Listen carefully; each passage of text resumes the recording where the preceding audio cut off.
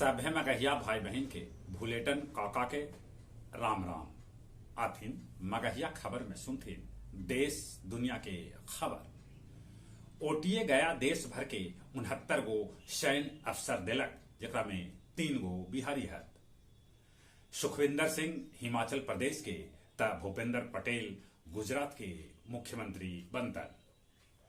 प्रधानमंत्री नरेंद्र मोदी आज गुजरात में वंदे मातरम ट्रेन के हरी झंडी दिखौतर। गोपालगंज में फर्जी कागज बना के जमीन माफिया गंडक नदी के बेच दिलन।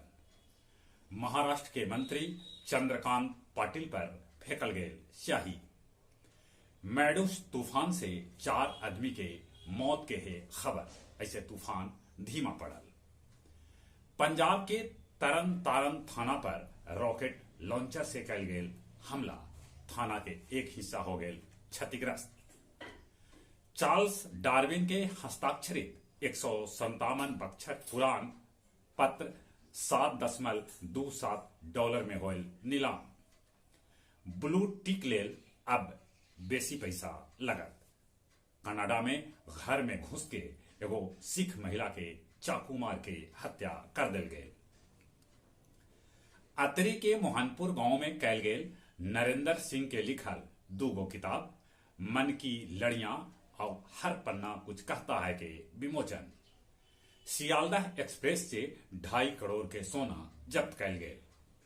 3 गो तस्कर के भी पुलिस कैलक गिरफ्तार।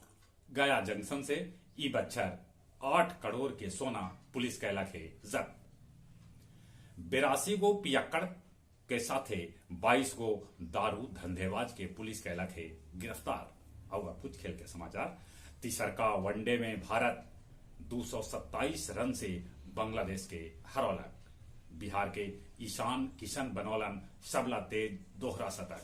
131 गेंदा में बनौलन 210 रन। फीफा वर्ल्ड कप के क्वार्टर फाइनल में पहुंचल मोरक्को और फ्रांस के टीम। मोरक्को पुर्तगाल के तो फ्रांस इंग्लैंड के हरा के सेमीफाइनल में जगह बनौलक। भारतीय ओलंपिक संघ के अध्यक्ष बनलन पीटी उषा। एशियाई शतरंज में बिहार के रियाना के भेटायल स्वर्ण। चलित एक बार फिर से अपने सभी के भूलेटन काका के राम राम।